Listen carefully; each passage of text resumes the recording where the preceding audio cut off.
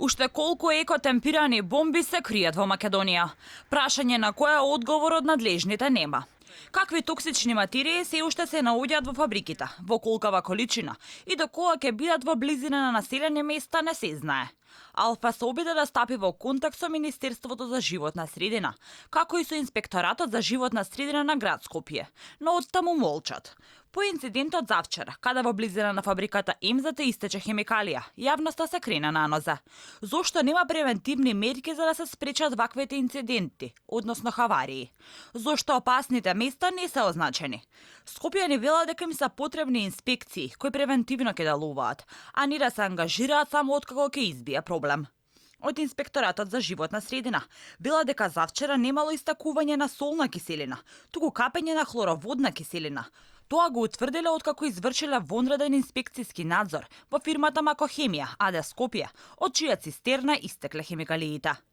Околу 19 часот дојдено е до капење на хлороводородна киселина со концентрација од 30 до 32%, која била складирана во метален резервоар со капацитет од 50 тона.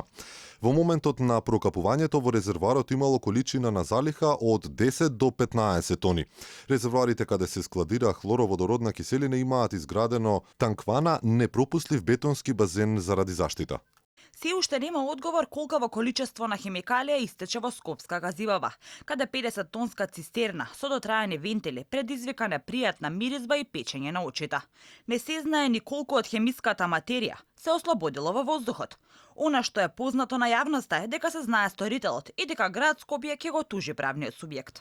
Уште е мистерија е колку тони контаминирана вода со метилакрилат истекоа во Охис и кога конечно ќе биде утврдена вината, за која е одговорен за хаваријата која надлежните ја нарекуваат само инцидент. Во поранешниот гигант Охис познати се само околу 20 на хемиски материи кои се уште се во фабриката, но не се знае бројката на хемикалии од непознат состав кои се кријат во внатрешноста на фабриката. Канцерогениот линдан распореден во 2 депонии во Охис се уште не е изнесен од фабриката, како и винилхлоридот кој се чува во стара цистерна со примитивен начин на ладење.